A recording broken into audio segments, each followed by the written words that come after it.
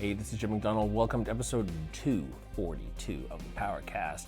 This episode is just me and Mark talking about a number of things, including sometimes we get into stuff that we shouldn't talk to. Sometimes when we're just BSing around, and when one of them is like, who's the world's sexiest man? And did People Magazine get it right or not? So we probably shouldn't talk about that, but we did. We also talk toward the end a little bit about guns.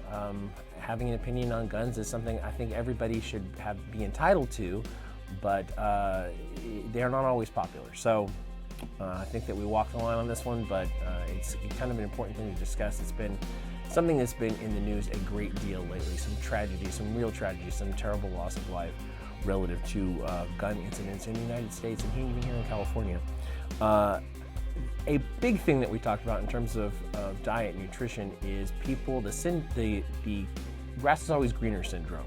People who think that they should make a switch in their diet or their training or away from a coach or to a particular coach because they're not getting the kinds of results they're looking for in the time frame that they're looking for it in, and how that is not always the best idea. Something I need to point out, this episode we had a side camera issue again, so this is a one camera job. Fewer close-ups of me, probably a good idea, but anyway. Another thing I want to point out is that we took some time on another day to discuss our friends at 8 Man Strong who sponsored this program and were really our first sponsor. So that is going to run right now, right after I'm done. Please like and share this episode. We'll be back on Saturday for the video episode with Brooke Entz, who was in Wonder Woman and recently in Justice League. So check it out. Just a minute to talk about our friends Adam and Noah over at 8 Man Strong. They have, they were, I think, inspired by things that were said on the PowerCast. I think everybody has been, right? Oh, yeah, exactly. At this point, I think so. Inspired, however, to find out more about powerlifting, which inspired them to start their business. Yeah, it's amazing, right? And then what ended up happening is they ended up being the first advertisers of the PowerCast, right. Which is, you guys as fans should really be excited about that because that helps us go further. Right. The reviews and the different things that you guys do, and when you share and tell people about it, all those things help. But it does help to have the PowerCast have some financial means to help us travel and help us bring people to Super Training Gym to interview. And so I'm really thankful of 8 Man and everything they stand for. They stand behind powerlifting. They're not trying to make moves into the general pop. They're not trying to be in general fitness. They are in powerlifting. They're in MMA. They're not really going outside of this kind of quote-unquote manly, barbaric zone that they're in. Right. And they're staying in their lane. And I appreciate them, and I think that's awesome. They work a lot on motivation. Right. They do those shirts. Everybody needs some motivation. Everybody needs a kick in the pants, right? Exactly. Like, they have the overcome shirts. They have the ones that are just a single word, and then there's a whole Adam does a whole read behind them for their videos, and I think that kind of stuff works so well for some people. Yeah. If you feel that you need that and you identify with it, I don't know, that kind of thing does help people's performance. Yeah, I think about like our boy John Cena. He says never give up, and it's all over a lot of his apparel as well. Right. Everybody needs that, and a lot of times the message, I know why they're creating the message. The message is for them. It helps motivate them, but then it's also help motivating the person that purchases it, the person that sees it. The person that sees you wear a shirt that says fight. It's not that you're some idiot that wants to fight everybody, but you're just recognizing that every day sometimes is a fight. There's a lot of positive and great things we have opportunities to do every single day, but there's a lot of things that are just kind of tough. Sometimes you don't want to make yourself go to the gym. Sometimes that's a little bit of a fight or struggle, or sometimes something more serious, like somebody ends up with a life-threatening disease and they got to literally fight through it. So I'm encouraged by a lot of the stuff that they have, and I just think they're doing a great job executing on a lot of that. No, I do too. If you look up brand story, those of you who are trying to start businesses of any kind, look up brand story. They do brand story very, very well. And just because, like, I think their YouTube channel could be a lot bigger because their content quality is so high. Yeah. But That's our boy Noah killing that stuff. yeah, but the people who get it are there, and they get it strong. They're they're deeply invested in it, and they just do brand story so much better. You understand so much about their company just by looking at all of their media. And you think as well, like why does it work? So let's just back up just a second and think about their actual story, and we'll recognize that they both have always loved lifting. Yeah. They both got into powerlifting at the same time and got excited about powerlifting at the same time. But Noah was already printing shirts. That was a huge passion for him, was design and shirts and apparel. He was already doing that years and years ago, probably some 15, 20 years ago almost now. And Adam was into real estate, and Adam was into business. Right. So the two came together. They collaborated together because they both love lifting. They both love fitness and training, and they came together to create this brand. And when they came together, it created a super team to create 8-Man. So you have to have both. You can't, I'm an inventor. I wouldn't be able to make Slingshot by myself. I had to have somebody who was business oriented and had some other thoughts in mind other than just, hey, let's pump this thing up and sell the hell out of it. And that was my wife. So these guys have a similar story, and I admire it. I think it's cool. Shout out to 8-Man. We appreciate your support of the PowerCast. And being the first. Support for this episode of the PowerCast comes from Precision Nutrition, home of the world's top nutrition coaches. Head over to get.pn/PowerCast for a free nutrition course, especially for PowerCast listeners, focusing on the role of carbs. That's get.pn/PowerCast.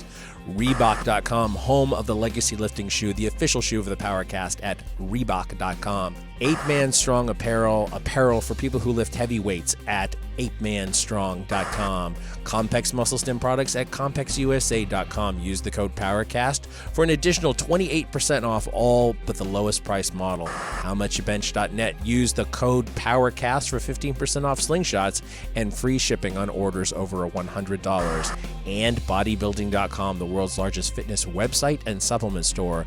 Bodybuilding.com has free plans for every level. Visit bodybuilding.com today to become your best self. Support for the PowerCast also comes from Health IQ, a life insurance agency that helps weightlifters and strength trainers save money on life insurance. They're also the official life insurance partner of USA Weightlifting. See if you qualify. Go to healthiq.com/PowerCast.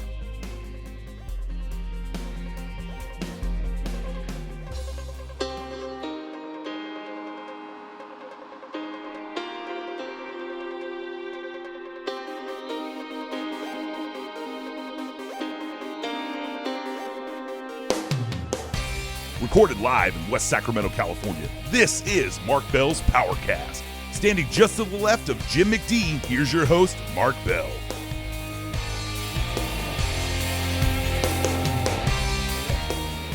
That's interesting. So it's a big honor, and everybody buys into it. Everybody buys into it. It's the Miami Hurricanes turnover chain. So the guy, like, I was watching it the other day, and when I was watching, I was like, what are they doing? What are they doing on the sidelines? Why is everybody going so crazy? Yeah. The Miami Hurricanes are a force to be reckoned with. They've been a huge powerhouse in football for many, many years, but as of late, they've been kind of off the grid. And then just the other day, they beat the shit out of Notre Dame. Yeah. And that was huge news. And so this morning when I was watching, I saw the turnover chain on the when they were kicking the crap out of Notre Dame, but then I saw it this morning on Mike and Mike in the morning. Okay. And Mike Golick, because he played for Notre Dame, was sitting there very pissed, wearing a version of the turnover chain. He was very grumpy. I gotta look that up. Yeah, it was. It's really cool, but I guess the story is that the cornerback coach of the Miami Hurricanes thought that something like this could help motivate the players. So he went to a local jeweler, and they made this chain for the players. They can wear after forcing a turnover was kind of the main thing. So if you get an interception or recover a fumble, then you get to wear this turnover chain. And as funny as that seems like that's been a great incentive for the players. They're all excited about it. You can get a T-shirt that has the chain on it Of course you can. from our friends at Adidas. Yeah, it's pretty badass. I just like the way it looks. I like that they're celebrating. Oh, that looks good. The T-shirt version looks really good. So the initial thought was like a rope, but the Miami Hurricanes, they got that swagger, so they had to take it much further than that. Rope might have an unfortunate connotation. That's true. I might be uncomfortable with that. And it just might look kind of crappy, A big orange T-shirt from Adidas that says "Swag over Luck." That's got the turnover chain on it as well. Yeah. Anyway, that's amazing. I was also, when I was watching TV this morning, I popped up pretty early. I was in Chicago yesterday and got back here at about noon and was able to turn myself around and still get some training in yesterday. Got some training in and then slept really well and ended up waking up pretty early. But I was watching TV this morning. They were talking about the Sexiest Man in the World was announced again. People Magazine, right? And last year, I think it was our boy, The Rock. Right. He was Sexiest Man. I think year before that, I think, was Thor. Mm-hmm. I think there's different strokes for different folks type of thing, right? Apparently, yeah. But I think that what's Thor's name? I'm losing his name for some reason. It's Chris Hemsworth.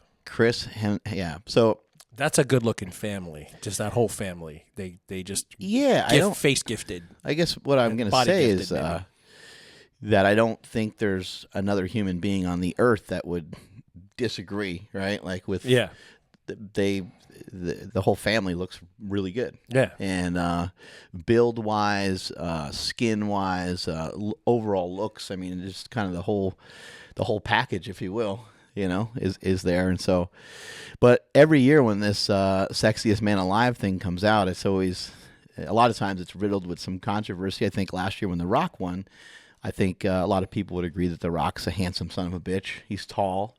Right. He's big. He's got broad shoulders. Mm-hmm. He's a good-looking guy. He's got dark skin.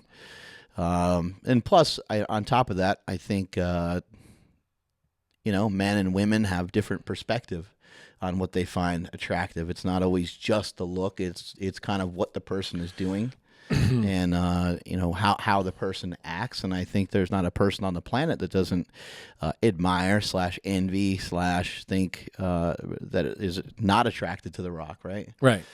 But some of these other people, I think this year's Sexiest Man was Blake Shelton, I believe his name is. He's I think a country singer, yeah. A country singer, which the country singer, those guys always have tons of chicks after him. Yeah. But he's a good-looking guy. He's 6'5", he's in decent shape and stuff too, but he certainly doesn't look like the guy who won last year, The Rock, and he certainly doesn't look like Chris Hemsworth. Well, Bradley Cooper's won in the past. Right. Kind of unconventional, yeah. Mel Gibson's won. I think maybe Hugh Jackman's won. Mm-hmm. Huge Jackman. Huge jacked man. Jessica, thumbs up or thumbs down on Blake Shelton? Down. We got thumbs down. Jessica is off camera, and she's wearing a very, very lesbian, I'm about to go shopping for my cat flannel. Not that there's anything wrong with that. Yeah. It's organic, yeah. It's just, anyway, that might skew her judgment a little bit. She's offended. Who was a musician that won a few years ago that everyone always goes crazy about? What the hell's that guy's name? I can't remember who it was.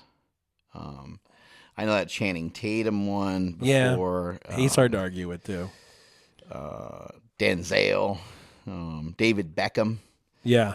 I think most women find David Beckham attractive, but I think there's also some women that are just I think some women don't like when guys are too small, and some women don't like when guys are too big. Right. And you kind of find that happy medium.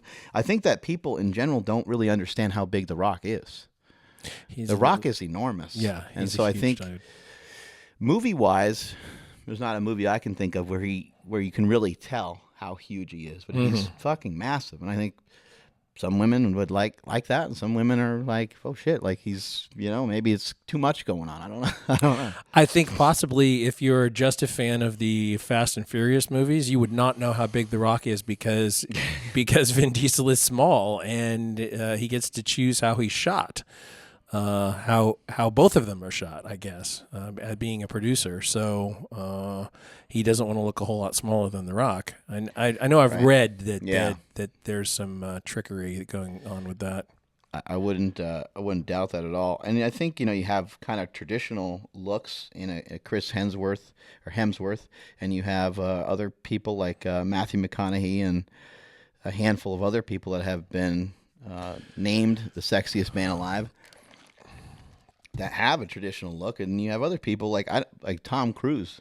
I think Tom Cruise is a little bit. It looks a little different. I don't think it's like if Tom Cruise wasn't famous, would we be talking about him being handsome? Even you know what I mean? Like I don't know. I don't think so. And in terms of speaking of people who look like middle-aged lesbians, he's starting to look like a middle-aged lesbian. He's heading like towards hardcore. That's that last movie that he was in about the pilot who was flying drugs across the border. He looked like a middle-aged lesbian there. He had the lesbian look. Remember when Dick Lickerson, our very own Dick Lickerson, went through a period of time where he was a lesbian. He went through a period of time where he just had this womanly body going on, and he didn't have the facial hair. I think the facial hair changed things for him. Yeah, it changed things a lot. I think it turned things around. It took all the weight not all the weight, but some of the weight that was in his ass and hips, and put it on his face, and brought it up to his shoulders and his face. Yeah. Which, I don't know. I don't know why he had that look going on, but he was rocking it hard back in the day. It was his current girlfriend at the time. I think it was. Where is Dick Lickerson when you need him? I don't know. I kind of expected that we would have seen him over the weekend, but apparently not. Maybe we don't need him, so he's never around? He's like a superhero that's only available when you need him. What's going on with the UCLA basketball players? Hear about these dumbasses stealing sunglasses and shit? No, I didn't hear about. Oh, yeah, I did hear about that in China. They got released. Yeah. It's something that even President Trump commented on. I think he can't just help himself sometimes. So or at all. Yeah, he can't. he doesn't have a lot of filtering with his social media. He just gets right in it. We had a couple months back we had Cody Garbrandt on. It was. We were real excited because we had him on before his championship fight. Right. And he ended up winning that championship fight and ended up, being, actually, I guess, becoming the second UFC fighter to win the UFC belt from Sacramento. And the first one was his opponent, TJ Dillashaw, that he fought about a week or two ago now, right? Yeah. And unfortunately, TJ Dillashaw was able to kick his ass. I say unfortunately just because obviously we're fans of our boy Cody because we have more of a personal relationship with him. Right. We know him. Like if you know someone who is contending for something like that who would recognize you in public, then you're going to be a fan of them, I think. Yeah, and it was it was a crazy night for fighting. I mean, all three belts. There was 3 belts on the line, and all 3 titles changed hands. That's crazy. I've never seen that before. The UFC needed that because UFC's been dog shit in my opinion. Pretty much since they've sold, they've been a little sideways. But they're running into a lot of problems. Their fighters are hurt. A lot of fighters are testing positive. And they're just not finding great solutions to a lot of the things that are going on. And they, it's great that they're testing people. It's great that they're finding out who's doing what and all that. But it's putting a monkey wrench in their plans in terms of views and and all that kind of stuff. Right, and I think that as the UFC matures, it's probably more dependent on storylines than it has been before. To compel people to watch a fight, especially since they're putting out so much fight product, all the time. You can watch free shows, you can watch pay-per-view shows, you can watch old fights, 20 pretty much all the time, right? I mean, there's almost always some kind of fight running on TV now. You need those storylines to get people to buy in. That's why with boxing, but Mayweather and Conor McGregor was a big deal because it was a great storyline. Right. And if you can't rely on people to either pass drug tests after they've won or to not be injured going into a fight, right, then where is your security? Where's the bedrock for your investment there? Right. Well, and I feel a lot of these guys, in order to keep up, in order to stay healthy, I think they feel like they need to do those things. Yeah. And, having Joel Jameson on the show, if you guys haven't listened to the episode, I know it's a lot to take on listening to Joel Jameson, but have we had him on already? We've had him on once, and we were doing both episodes. Both episodes aired. If you haven't listened to that, go back and listen to it because Joel Jameson is a wealth of knowledge, and I mean, the amount of information that guy has is outstanding. So you should go back and listen to that episode. But I think a lot of these fighters feel like they need to be enhanced because maybe they don't have somebody like Joel in their corner that's that knowledgeable like that. And that's a huge advantage. Something that he said I thought was really interesting in the course of the first episode that we had. There's a couple things that I'm still sitting on that I don't get. Well, the one of them that I hadn't really thought about before, but has got to be true, is that guys get frustrated because they lose a couple in a row, and they decide to change coaches or change teams or whatever. We've seen that with lifting too, right? Yeah, and what happens is that instead of going forwards, they kind of go backwards, right? And they certainly can't step in and say, okay, I'm going to do one fight with this new team, right? Because the investment is not going to be there from the coaching side unless the athlete is so high value that having them on your team is an asset. Yeah. It is so relatable to so many different things. So relatable to business. It's so relatable to a relationship. It's so relatable to just about anything. Maybe the problems that you're having currently aren't so bad that you need to look outside of where you're at. Maybe, maybe a couple tweaks, maybe better communication. Mm-hmm. I think a lot of times things boil down to communication, and that's not always easy. No. Maybe you're working with a coach for the last 5 years, and maybe just the communication level's not there. Occasionally, it does make sense to part ways. We've seen that a lot with different sports, football, baseball, basketball. Somebody who didn't really work out very well with one organization goes to another one, and they're amazing. They do great. And so sometimes, trying to find that right coach, trying to find the right person, really it's about trying to find the right person for you at the right time. Mm-hmm. You look at someone like Steve Young's career, Hall of Fame quarterback with the 49ers, who was with the Buccaneers in the beginning. Yeah. Bo Jackson was drafted by the Buccaneers, and he was like, absolutely not. I'm not going. I'm not doing it. And he just, I don't know, how he did it, but he just, maybe because he's Bo Jackson, he just refused to go. And he was like, fuck that. And Steve was in the USFL, right? Correct. First. Yeah, and he was good there, but I don't think anybody expected him, especially after, he played for the Bucs for a little bit and was unable to really do it a lot because it's the fucking Buccaneers and they sucked. And, then when he finally came over to the Niners and had a great opportunity after Montana moved on, then he took off like a rocket ship because it was the right coaches, the right timing. I think when you lose a fight or you miss a lift, what we've seen here in the gym is like people miss a lift and then they start changing everything. They start changing their shoes. They start changing their stance. They're like, hey, I was going to do this with my stance. And you're like, wait, when's your contest again? Like it's next weekend. Yeah. I was thinking about changing the wrestling shoes. You're like, Probably not a great time to make a big change like that. Yeah, I think it's all part of the grass is always greener syndrome. You know, people always see things on the other side as to be easier or better or whatever, and it's not always the case. But Young was like the best backup quarterback in the world behind Montana, and they cut Montana loose. Right. You know, from Montana's perspective, a year earlier than they probably should have, or that he thought they should have, to give Steve Young the opportunity. I think that he was probably willing to move on. Right. You look at the the history of some of these players, and it was I'm a huge football fan, and it was Leonard Marshall that just absolutely destroyed Montana. And Montana at the time already had some elbow problems. He already had a few issues, and Leonard Marshall just kicked his ass, and that was pretty much the end of Montana's career with the 49ers.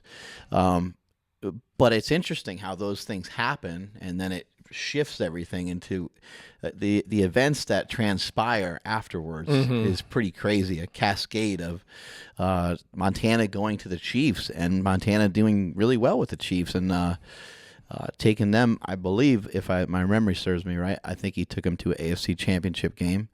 And he did fucking awesome. And then Steve Young started doing really well, and the 49ers built their franchise back up.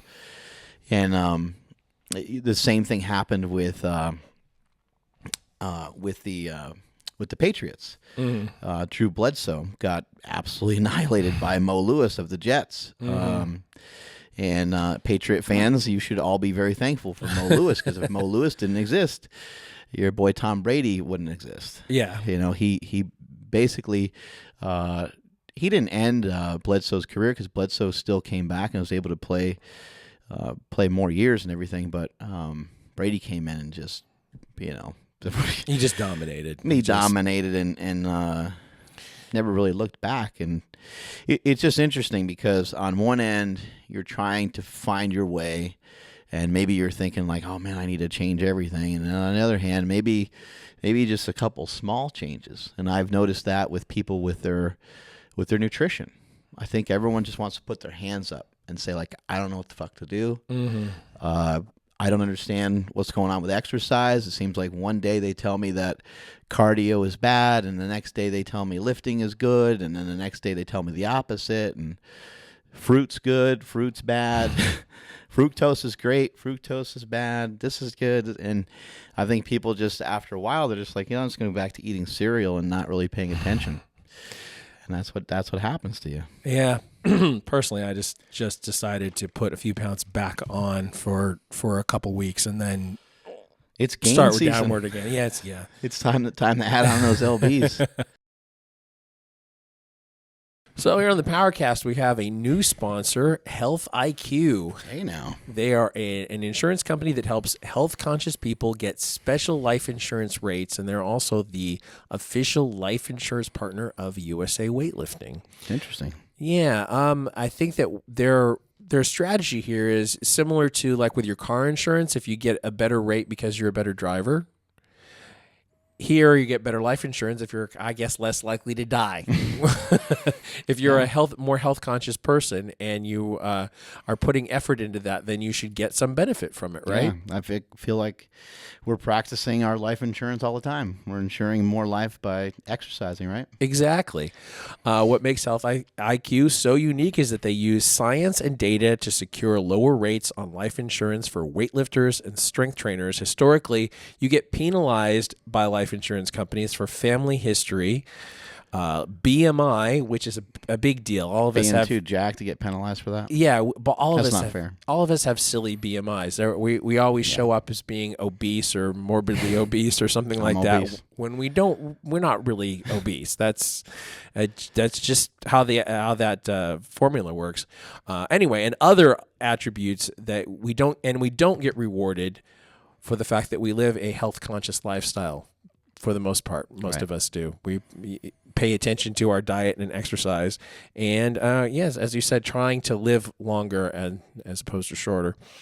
If you like saving money, like you do when you get a good driver discount on your auto rates, should check out Health IQ and get lower rates on your life insurance today.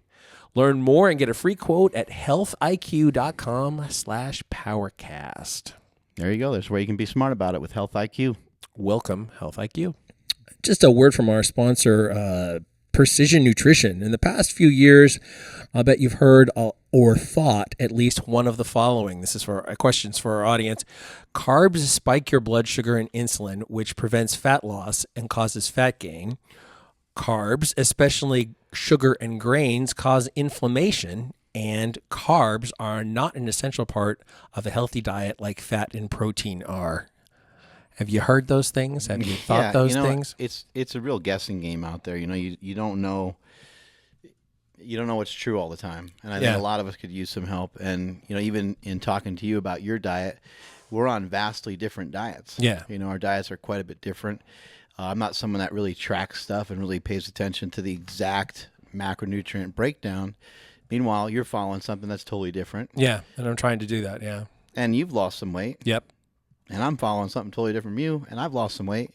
And it's really just a matter of finding something that's going to work for you. And I think you just hear that over and over again. It sounds very cliche, but I think it's very true. If you can find something and you can start to break some bad habits, then you can really start to get back on the right track. And something like Precision Nutrition is going to help lead you down the right path. Yep.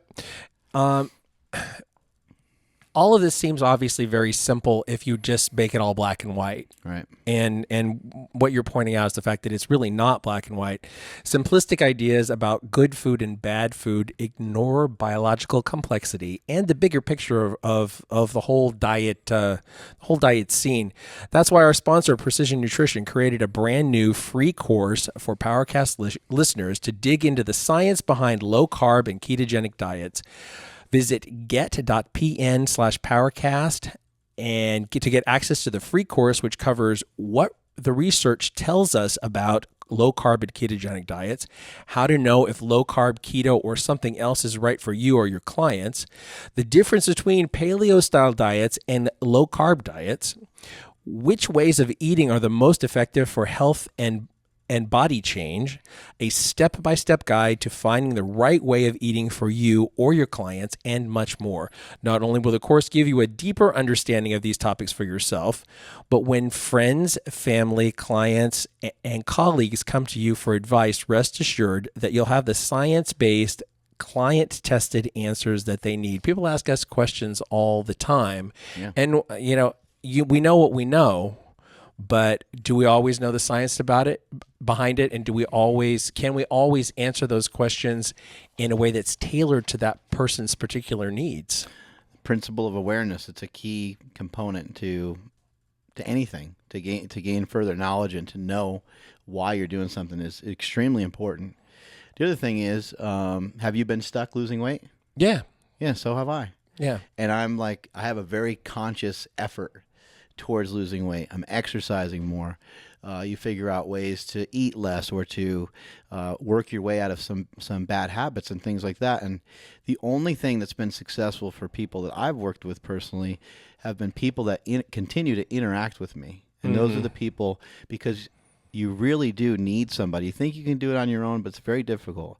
You kind of need someone to lead you to it. And so I think with Precision Nutrition, that's exactly what you're going to get. You're going to get a group of people that care and a group of people that are going to lead you to the right thing.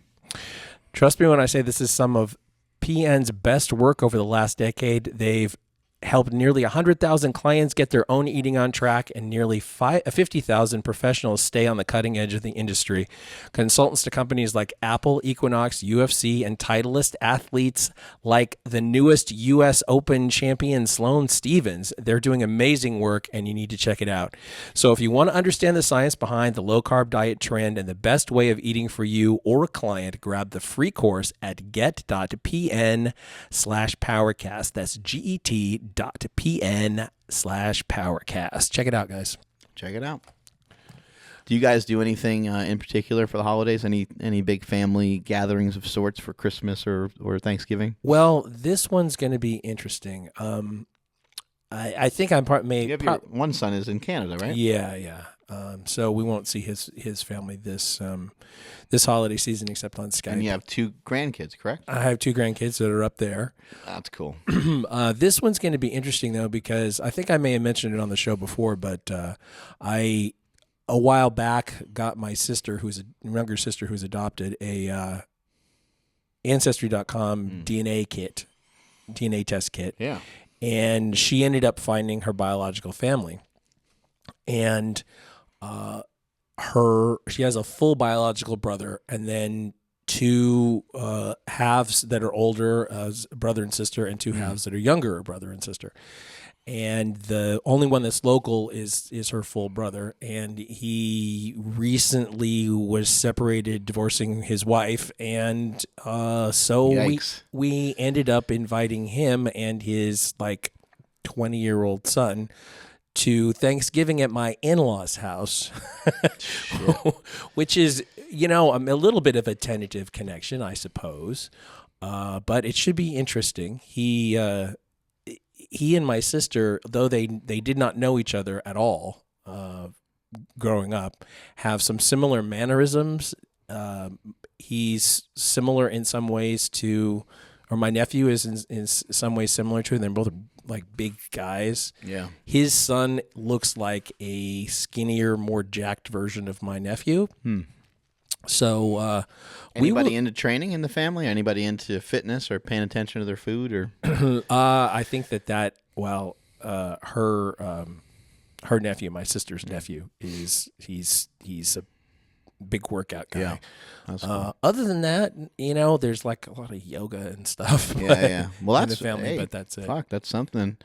I'm really excited to get our families together and stuff. And for the most part, people are at least a little conscious of the food they're taking in. They're not most of. I can't really think of anyone who's at least not gluttonous outwardly in front of everybody, right? Yeah. I don't really have anybody in my family that does that, but maybe behind the scenes, right? My mother-in-law and her husband, they watch carbs real closely, and they have for a number of years now. When she was single after my wife's dad died, she gained weight just because, she was alone and, whatever that happens. And then she started having knee problems, and she ended up getting both of her knees replaced. And in that process, she lost a bunch of weight, and she's just kept it off since then by eating more reasonably and keeping her carbs low and all that. Not following any kind of specific diet, just making different choices. Yeah. I think this is a time of year, too, where, like you said, you gain, you put a little bit back on and stuff. It's a good time of year to just maybe implement some different things into your diet. So maybe if you haven't ever tried something like intermittent fasting, maybe now would be a time for some of you guys listening and girls listening to implement something like that. Try something a little different that maybe you haven't done in the past, because that you're gonna your calories are gonna be dense. That you're gonna have quite a bit of food, and I don't know, maybe think of some activities with. The way that we do things, we end up renting out some houses. We always go on a destination vacation type thing, and we get about 8 or 10 of us or so together, and I have a lot of nieces and nephews and my own kids and stuff. Everybody kind of running around, and I try to think of some stuff for us to do. Like each day we have different shit going on. We're going to play football one day. We're going to play kickball one day. We're going to just all go for a walk one day. And nothing's really regimented or planned. And the kickball game is a fiasco. The football game's kind of the same way. So, but we're outside. Yeah. And sometimes it's raining or sometimes it's whatever. Everyone still tries to go outside. Everyone still tries to participate. And we just try to do some shit together, and sometimes it's fun, and sometimes it works out great, and other times it's that was kind of flat, but that's okay. We just still try to combat, what's going on with some form of exercise. Yeah, and the family is not just, nobody just sits around and like last year, we rented a house in Marin County. Just the day. Usually with my wife's family, it's the days right after Christmas. So you don't have Christmas away, you have Christmas at home, and then take a few days away. And last year, like we took the ferry from Sausalito in San Francisco, and we walked all over. Whatever, we walked miles and miles and miles that day as a group, and went to the Exploratorium and Chinatown and all that stuff that my my wife's nephews who live in Virginia don't get to see unless we do that. So, and last year, another thing that we did as a family is we all, I think it was Quinn and my niece Piper, they all had the idea of let's put out some placemats that's basically just a sheet for you to color on, and so it had these different shapes or objects or whatever that you could color in, whatever shades and stuff that you wanted, and that ended up becoming kind of a contest, who kind of did the best job, and as silly as it is, like that kind of stuff's fun, and it's important to have everyone participate, right. We have everything from a teenager all the way down to some infants kind of running around, and not everybody's so super excited about doing all these things. But I think in the grand scheme of things, when you look back, you're like, at least fucking tried it. At least right.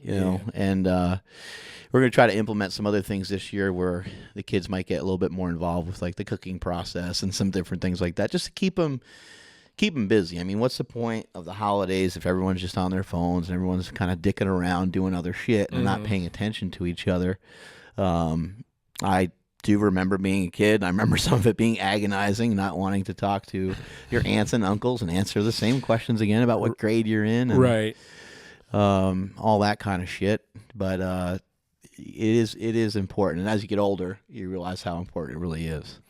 Yeah, because those are your only holiday memories, really. You don't remember what you got for Christmas for the most part, unless it was something crazy. Right. Yeah. I can probably remember 2 or 3 things that I ever got as a kid. Right. Unless it's something really over the top, right? Right.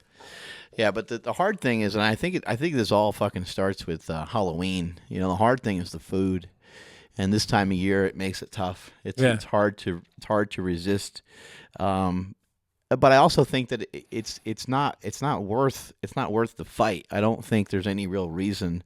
I think if you are training and if you are somebody that is all in, I don't think there's a reason for you to eat fucking green beans and turkey on Thanksgiving only, and don't have a piece of pie and all that stuff. I think you should have some fucking fun. I mean, unless you're a bodybuilder, you got a bodybuilding show or something wild like that. But I think because we train, you should feel that you've earned it. You should reward yourself this time of year. The main thing is damage control. So maybe you just make an agreement to yourself and say, I'm not going over this weight. I'm going to weigh myself, and I have this 5-pound fat cushion. And I'm not going to allow myself to go over that. And maybe that's the way you do it. Yeah, for me, I just, I had been stuck, and then I got down a little bit, and then I got stuck again, and then it started creeping back up, and it's like, I just feel like I'm not eating enough calories, and so I haven't been eating garbage, but I've just been eating just kind of more food, and then going into like Thanksgiving, I'll probably do a little intermittent fast from the night before Thanksgiving to lunch that day. Which would be pretty easy. That's probably 16 hours or so. Right. Pretty easy. Yeah, it makes sense. Or even just combat some of it with a little bit of exercise. Maybe if you're traveling somewhere, maybe there's a piece of exercise equipment you can bring. Maybe you can bring a med ball or a kettlebell or a hip circle or whatever it might be, or maybe you just go for a walk. But trying to figure out something to do, so you, it's a huge problem. It is important to enjoy those holidays, but I think the average American puts on 5 or 6 pounds nearly every single year. I don't think you shake it a lot of times, and that's a fucking tremendous amount of weight to gain. Going through that season, so. Try to combat it with a couple different things. Intermittent fasting is easy. Yeah, you just because simply don't eat during the day, and then you enjoy your turkey later that night. yeah, just eat normally like you would. Just delete the other meals. Right. Another option would be to just eat really small amounts of food, or just kind of rely on some coffee and rely on some just a really, really light caloric intake until a certain time. And you're like, okay, at 6 o'clock, that's when it's on, and that's when I'm going to go, get the ham and the turkey and everything else. I think too that if you're already watching what you eat a lot, you can't eat a ton of this stuff anyway because without feeling sick. So, and that's kind of not worth it at some point too. You can eat a piece of pie without feeling too sick, but you can't eat 2 pieces of pie without feeling like a piece of shit. Okay? Yeah. Yeah, well, and at the very least, you'll at least have some guilt for it the next day. Right. You're like, I did what? And it might not be the worst thing for a lot of people too. I mean, Right. some people end up lighter from having added calories just because of what it does to their metabolism. I've worked with so many people where they get stuck, and a lot of times that's a good time for a break. I've been helping Andy Frisella lose weight. He's lost about 50 pounds so far. I know. I saw that the other day. He's been fucking flying. He's been doing great. And the other day I was like, dude, go eat some rice. He was like, what? He's like, I don't want to eat rice. The funny thing is I had conversation with him a while back, and I said, there's going to be a point where you're going to have this diet down so good where you're not going to want to cheat. You're going to be like scared to cheat. And he's like, fuck that. He's like, I'm a fat kid. Mm-hmm. He's like, I don't think you understand how I'm a fucking fat kid. He's like, I used to be 330 pounds. And I was like, I used to be 330 pounds. I'm a fat kid too. I totally understand what you're going through. And, right. Sure enough, he's been, following the diet very religiously. I think he had like a 30 some odd day streak of being in ketosis, and he's been very diligent with it. He exercises multiple times a day. With some of that, I even had to pull some of that back on him too, because I'm like, I think you're doing too much. You get obsessed with it. Yeah, you can burn out. It's really easy for people to get locked Remember what into. Joel said. I mean, I'll never forget him talking about how you can only burn so many calories. Right. That's another one. Yeah, that was another big deal. It's like, what the fuck? That's really a thing, But he also talked about how you're pulling, your body's trying, and Stan talks about this while you're sleeping. It's interesting how these people cross over a little bit, but let's say your body is supposed to work on repairing some injury you have in your knee or something like that, or it's supposed to work on, just repairing your brain, period, cells and whatever the fuck else is going on. A certain amount of calories that your body's like, okay, we need those calories for this, and this is when we have some downtime, we're gonna work on that. Mm-hmm. But if you fuck yourself up with too much training, then that doesn't get attention anymore. You literally pulled energy reserves that were supposed to be for some of that stuff away, and now something else is getting taken care of, and that's when you start to run into problems. You're like, man, I'm not feeling good. I'm fucking tired. I can sleep a lot, but I'm not getting the rest I need. Like, you start to feel like shit, or you hurt your back. Yeah. You throw something out. I mean, that's when your body starts to become compromised.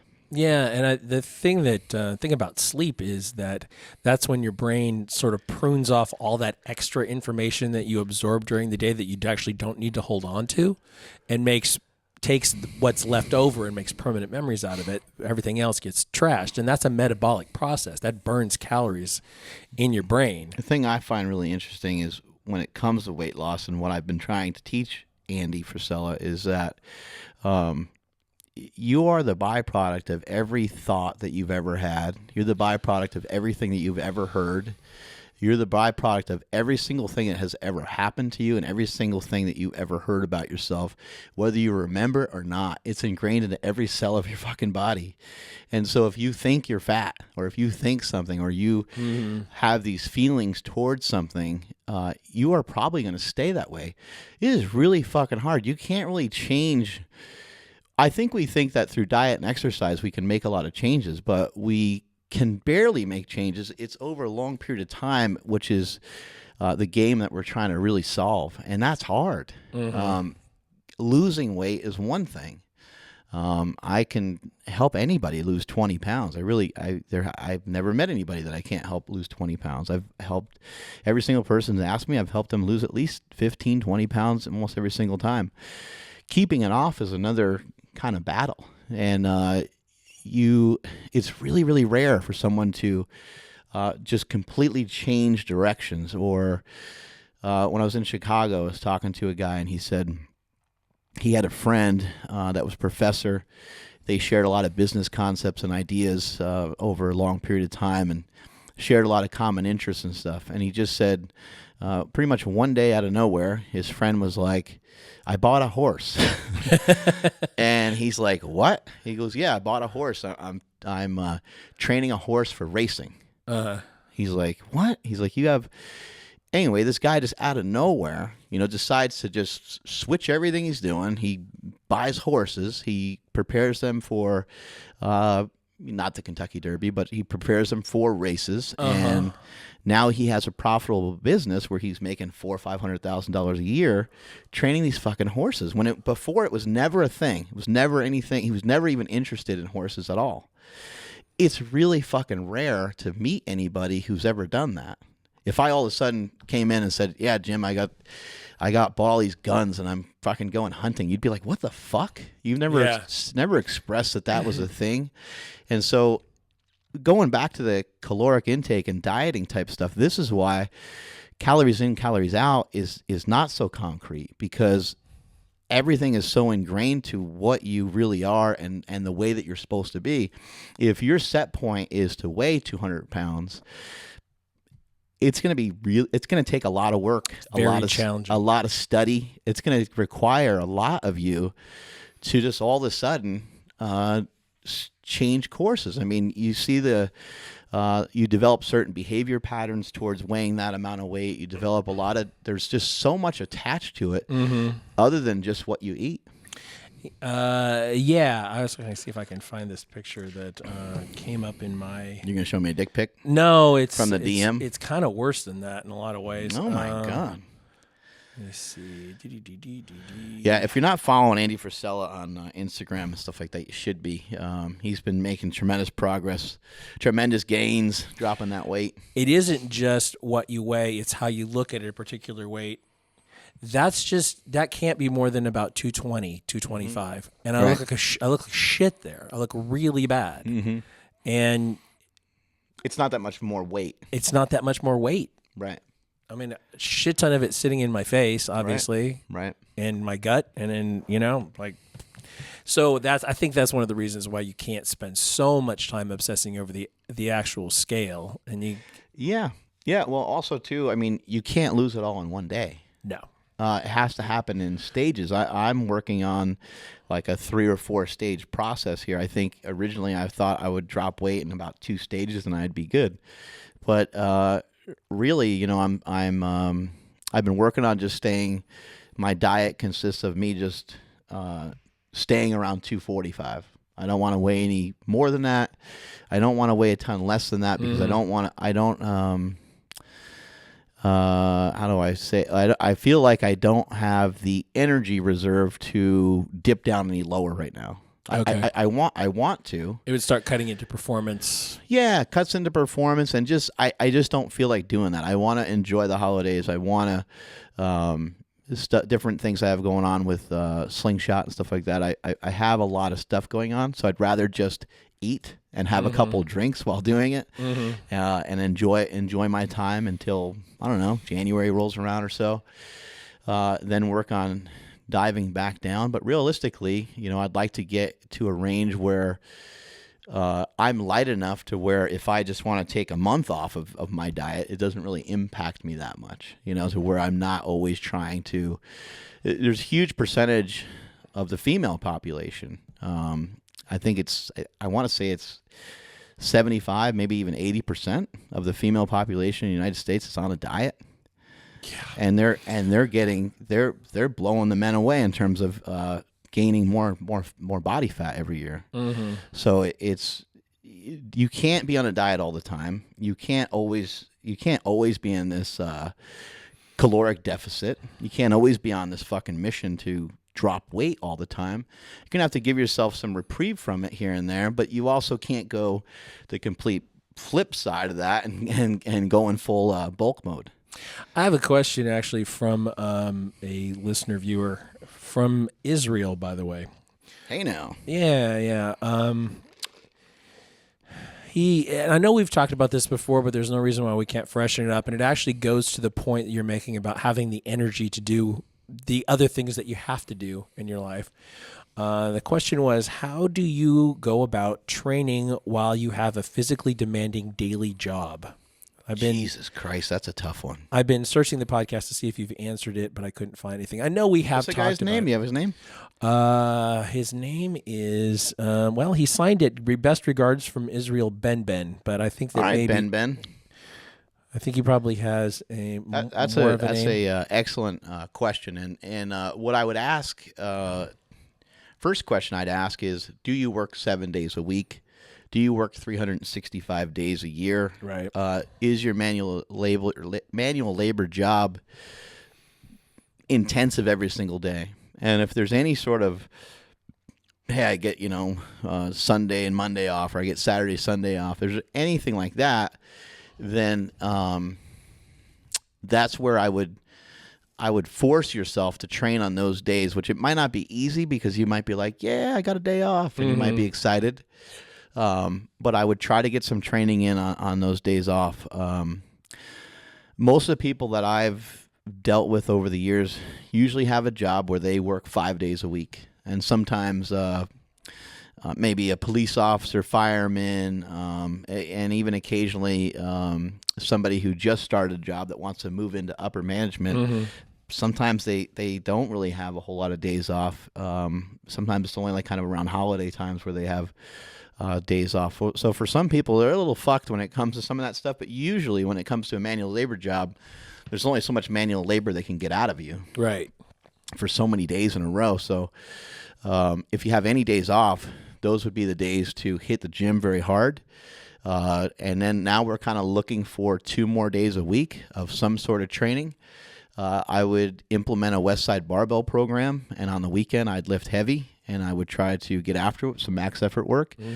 And during the week, I would blaze through 10 sets of 3 on bench and 8 sets of 3 or 8 sets of 2 in a squat. Just blaze through some dynamic effort work for upper and lower body. And I would just try to find a way to make it work that way. And you're going to get your assistance work in on the weekends too, or are you going to get some of that during the week, or how? Yeah, so I would get in and out of the main movements fast. When it comes to max effort stuff, I would make sure that you're warm and make sure that you're ready and prepared for what it is you're going to do for the day. So you should spend about 10 minutes warming up before you even get to the exercise itself that you're going to do. Let's just hypothetically say you're going to do a deadlift. Warm up on some sort of cardio equipment, hop on a bike or hop on something, do a circuit of lat pull downs, hip circle walks, or any of the kind of, just find something to get your body warm with for about 8 to 10 minutes. Should be plenty of time. Get into the movement that you're going to do. If it's deadlifts for the day, let's say it's the weekend, work up to something heavy.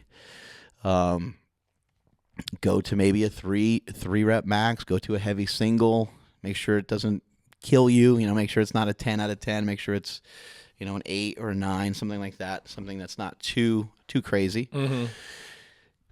And move on to the next movement. The next movement could be the very same movement, so you save time and you're efficient, and you can just, you can up the reps. You can do 3 sets of 10 of stiff leg deadlifts. So the first movement was a regular deadlift. You worked up to a max.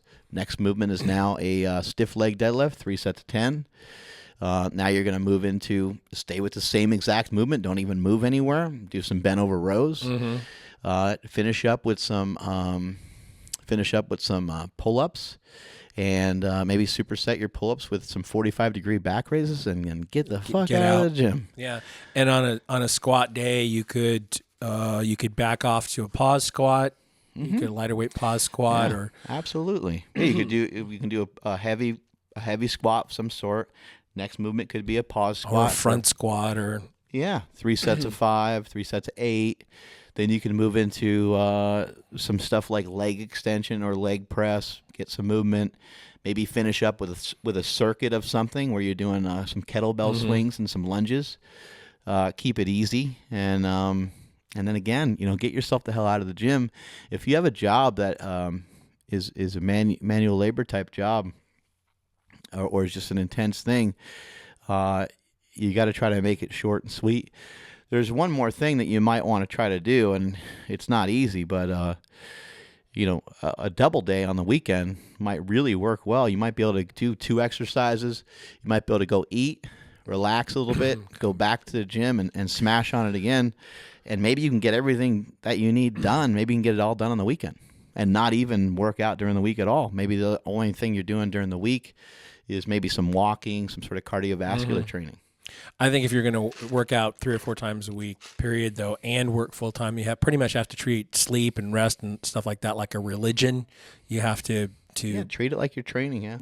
Just be really, really, really tight about it. Try to get all of your rest so that you're recovering, because I think that's And another thing that would come into play is we just dropped the first part of the Rhino Efforting podcast. Make sure you guys listen to that. Wealth of knowledge. But Stan has shared with us the vertical diet.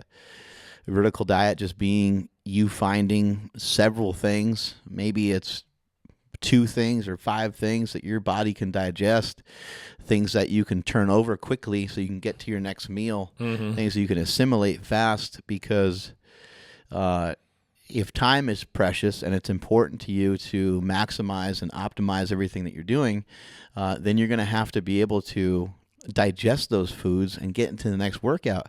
If you're having a huge salad at lunch or something like that and you're trying to work out, let's say you have that at 12 and you're trying to work out at 1 or 1:30, it's going to be kind of hard. Salad takes fucking 7 years to digest. It's not something that's going to be, salad is great. There's nothing wrong with vegetables and stuff.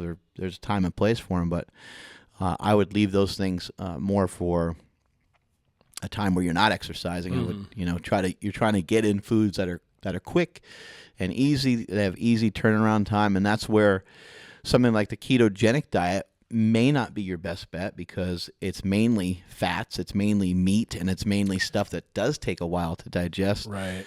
One of my favorite foods, and I mix it with all kinds of different stuff, but it's just eggs.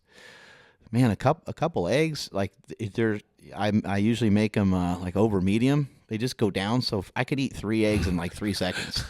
It really doesn't take much time, and it's, if you're trying to chomp down on a chicken breast or something like that, that takes a little bit longer. Rice, almost anybody in the goddamn world can digest rice. There's not a lot of people who are like, oh man, I'm really allergic to rice. White rice is better than brown rice in terms of being able to break it down a little faster. And so, you want stuff that's quick. You want stuff that's easy, where your stomach's not all blown up all the time. I wish I could remember the guy's name, but I got few Instant Pot tips from listeners, and one of them had to do with eggs in the Instant Pot. 2 cups of water. You throw however many eggs in you want to cook. There's a little grill rack that goes in there, and then steam for 6 minutes. And when that's over, release the steam, open the pot, throw them in an ice bath for a couple minutes so the shells come off easy. And they're like hard-boiled eggs, but they're just a little bit softer than that, and they're just super delicious. Probably fucking great. Yeah, they're perfect. Just perfect. Yeah, hard-boiled eggs, if they're overcooked, they could be that middle that yolk is just, it's like chalk. I mean, shit, that should be a contest to eat, like, even just eat 3 of those in a minute. Yeah. And you'll be gagging on that shit. That's hard to get down. I don't know what it is about the fucking yolk, but it doesn't work well when it's cooked that way. Yeah, the protein just has a different consistency.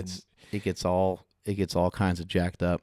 What do you think about, some of these, there's just more and more of this fucking bullshit going on with, there's the Vegas shooting, and there's years ago. We just had one here yesterday. Yeah, it just keeps popping up all over the place.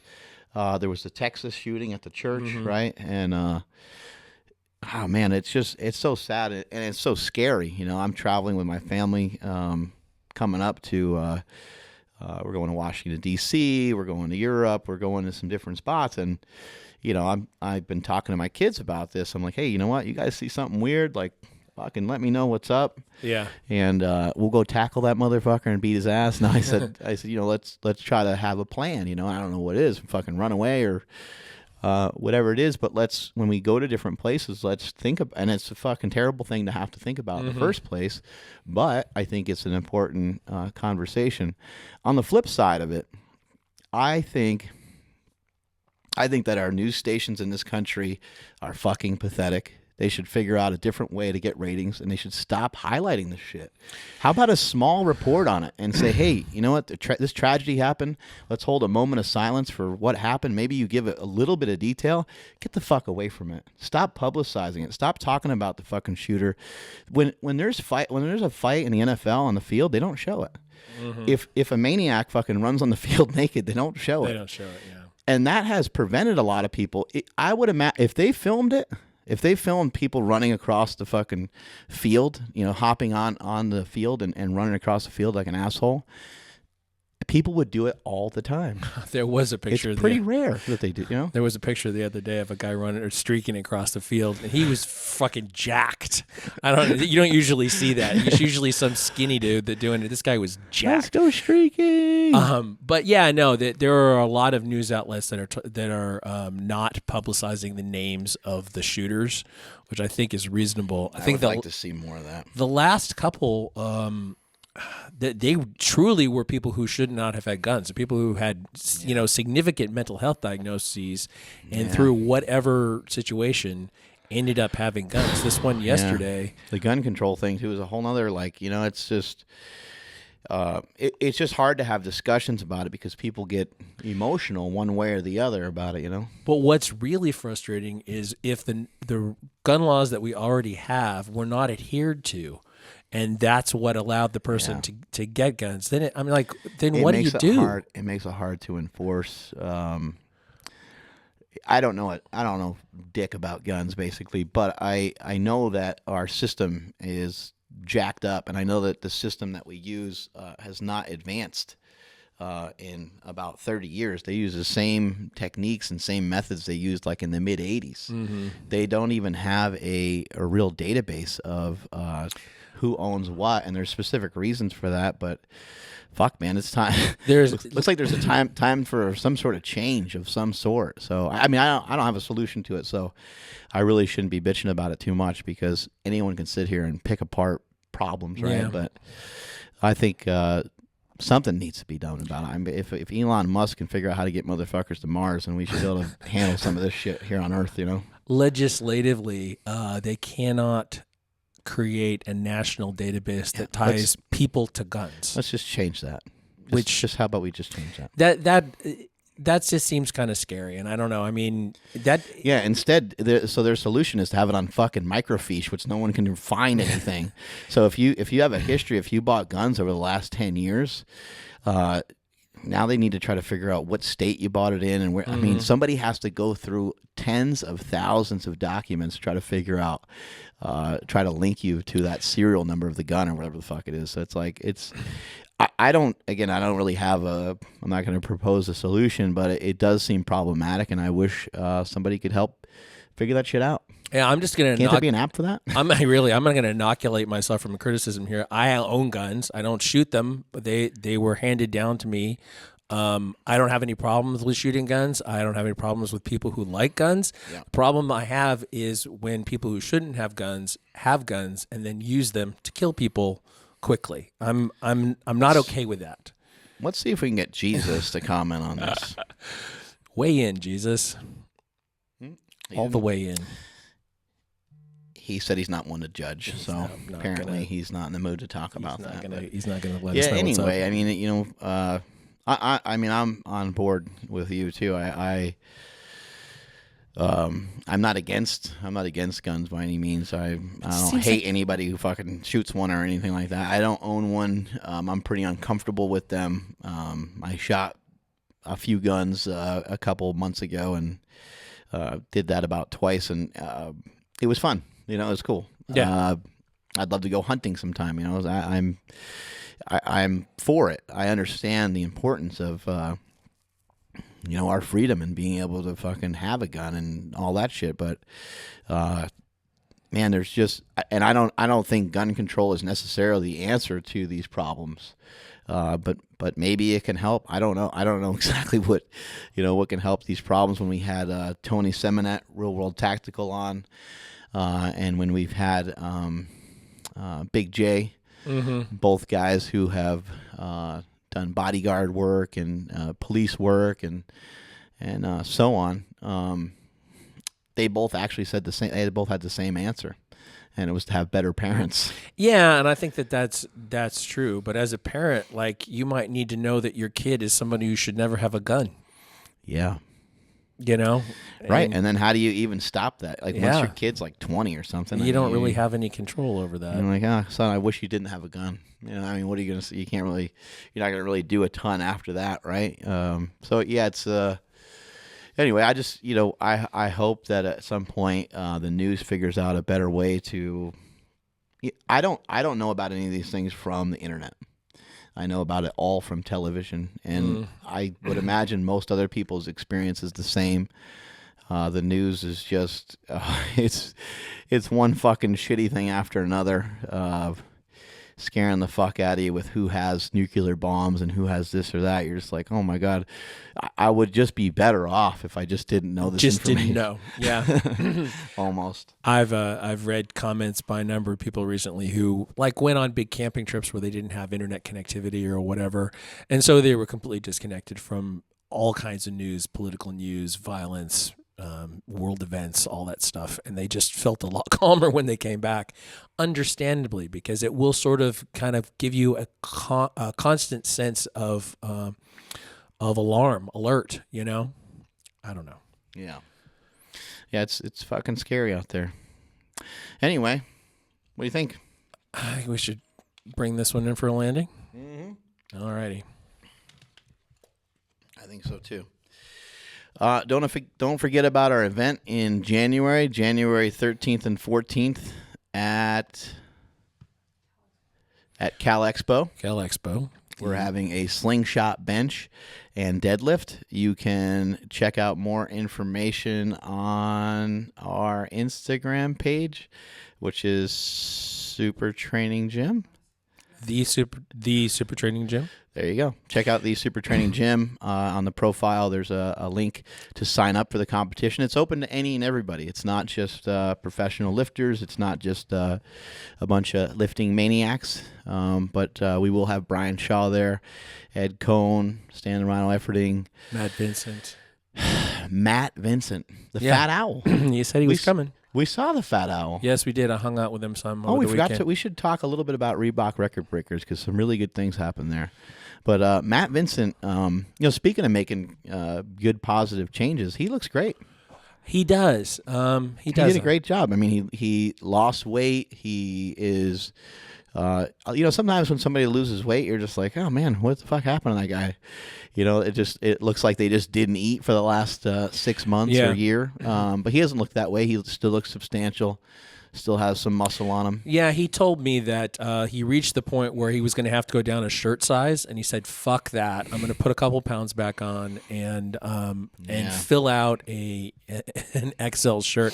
I don't know why he thought he was going to need to go down to a large shirt because I can wear a large shirt and I weigh about a little over 200 pounds. Yeah. He was not close to that, but maybe he likes them tight. I don't understand. But anyway, whatever his justification, he looked good, and he took a very large group of us out to dinner on Saturday night, unexpectedly. We all thought that we were paying on our own, and they came over and said, "The gentleman in the hat has paid for dinner," which was awesome. Very cool. I spent a good deal of time talking to Kelly Starrett, and very exciting information coming from him always. But Kelly Starrett's great. He told me that they're working on a podcast series that is just it's topic based, and each topic is going to get however many episodes it takes to cover it, and then it's done. and it's not a weekly show. They'll drop them. I even suggested that they drop each topic like all at once, and let people binge it. Yeah. But I don't know exactly how that's going to work out. I don't know exactly when it's coming, but look forward to it because, the quality is going to be high. I mean, Kelly's not going to put out something shitty. They hired a professional producer to do it. Right. He always does a great job with him and his wife, You know, it's a tandem. They tag team everything, and they're great people to be around. And anybody who ever gets a chance to go to a Kelly Starrett seminar, anybody who has not bought Becoming a Supple Leopard or some of his other books, I mean, you got to check out the stuff that he has. You can go on his Instagram, Mobility Wad, check out some of that information. He also has a website, mobilitywad.com, where he has a subscription-based website where you can find out more information about becoming more mobile-ist. And those aches and pains that you have in your hips, knees, and elbows, you can help solve a lot of your own problems rather than trying to go to some doctor who doesn't know what the fuck you're talking about. Right. Yeah, for sure. And also, if you ever have the opportunity to listen to or talk to Juliet, his wife, Yeah, she's smart too. she's really, really sharp. She's more excited. I mean, I got to be honest. She's more exciting to talk to. Yeah. Sorry, Kelly. Honestly, yeah. He knows that. Yeah. But yeah, great competition. Jesse Burdick, Katie Hogan, those two always do a great job putting on competition. Shout out to Kieran Fitzgibbons for always letting us just wreck his place every time we come in there. Place is huge now, and Yeah. I think this is probably the biggest crowd. I think that the crowd might have actually been bigger on Sunday than it was Yeah. on Saturday, possibly. He does a great job. You know, he does a great job with that place, and I know firsthand because every time I go to these meets, I always shit in the sink, and when I go to use the bathroom the second time, the shit's gone. So I don't know how they're working that out, but he's doing a good job with all that. But yeah, the gym. The gym is amazing. I mean, Yeah. they have everything there. They left no stone unturned when it comes to. They have all this MMA stuff there. They have boxing, kickboxing, jiu-jitsu, all kinds of different classes going throughout the day. And they have plenty of space and plenty of room to do all that stuff. And then they have a lot of inspirational stuff on the wall. They got a lot of belts on the wall and a lot of photos on the wall. A lot of really cool stuff. But so he does a great job running that gym. And then Jesse always does a great job caring for the lifters, making sure the lifters have the best opportunity to lift the most amount of weight, the safest. And that's really the goal. The goal isn't to have some crazy judging going on to where it's every little detail of your lift is scrutinized. I think that's what people think lifting is. Yeah. Because there's a federation or two out there that just scrutinizes the fuck out of every little thing that you do. But in my opinion, that's not what lifting's about. Lifting's about trying to lift the most amount of weight as you fucking can and win some, lose some. We're all going to get a lift passed or we're all going to get a lift taken away that we thought we did a good job of, and we're all going to, have a lift where we're like, oh, yeah, I probably didn't squat as low as I should have, but they gave it to me. It's hard for the judges the way the rules are. I've said this many times before, but the rules are shitty, and the way that stuff is designed is crappy. I do think there should probably only be one judge. I don't know why we need multiple judges. I don't know what we're so scared about, or why we need so many people from so many different angles to check it out. And I just think that it could probably be worked out a lot easier, but no one really wants to try to ever solve it. But the competition was great, and shout out to our boy Pig, a.k.a. Nick Pikulski. He fucking rocked it. Yep. Squatted 705. I think he pulled 633. I don't remember what he benched, but I think he got a PR. He got a PR in everything. He got a PR in every lift, and he ended up with a PR total as well. So banging out 4 PRs ain't so bad. And then our boy Ryan Spencer. Yeah. He had his How old is Ryan Spencer? 43, I want to say. I think he's 42, 43, something like that. That guy's an animal. Yeah, he I think that was his best competition, squat raw and sleeves probably like ever. I think He squatted over 5, right? he squatted over 5. I think he pulled 633. I think he benched like 320 something, whatever. But he's not a big bench guy, but Yeah. And then he does all that, and he's also on Game of Thrones. It's unbelievable. yeah, his life is full. And Kaler pulled another big deadlift. Yeah, what's up with that guy? And then nearly died, but What's the deal with that guy? What? I don't understand. I don't know. He did make it look difficult, which this time, which was comforting. He said his knees were really bothering him. Yeah. That had some controversy surrounding it too, and there's really no way to tell. The rule in powerlifting is the weight can't really go back down. Right. And with that bar oscillating the way that it was, it could have probably went either way. Yeah. But when somebody deadlifts a weight like that, there's not a lot of judges that we use at some of these local competitions are not a bunch of assholes who are just there to pick apart your lift. They're fans. Stan Efferding being one of them, Ed Cohn being another one. Like these, and sometimes I end up in the chair, and you've judged competitions as well. We're fans. We want to see the guy make the lift. So if there's not a deliberate reason to give it a red light, you're going to give it a white. It's that simple. And I don't know what people are trying to protect, or powerlifting's recreational, and fuck, man, we're just trying to have some fun and lift some heavy ass weights. What is it that Ed Cohn says? We're just having fun here. Yeah, I think it's what he says. So that makes some I don't know. You get a chance to talk to Ed? I talked to Ed some. Yeah, he was pretty busy. They kept him busy in the chair. I talked to him on a break. Making that guy work for his fucking paycheck. I think. No kidding. Who else had good meets? Steffi Cohen had a good meet. Steffi Cohen is a goddamn wrecking ball. He's a wrecking machine. She deadlifted a little over 500 pounds in training, and then ended up with a 496 deadlift is what I saw from her. I don't recall seeing her lift any more than that, but that is a fucking crazy deadlift. Mm-hmm. I think she weighed in the 123-pound weight class. This doesn't even make any sense. No. I mean, that's some of the shit that's going on right now with the chicks is mind-boggling. It really is, and it's great to see. I mean, I'm surprised a lot of these girls can even hold on to the bar. I mean, for a girl like that to be able to pick up a 500-pound deadlift, that's fucking crazy. For her to have the strength in her legs and her hips and her back and stuff, there's some things I can kind of comprehend. But then also to be able to hold on to a weight like that at such a low body weight, I mean, that's fucking crazy. Yeah. It's amazing. It's crazy, some of the things that are going on. And then our boy Filipino Thunder ended up with a PR bench. He benched 518.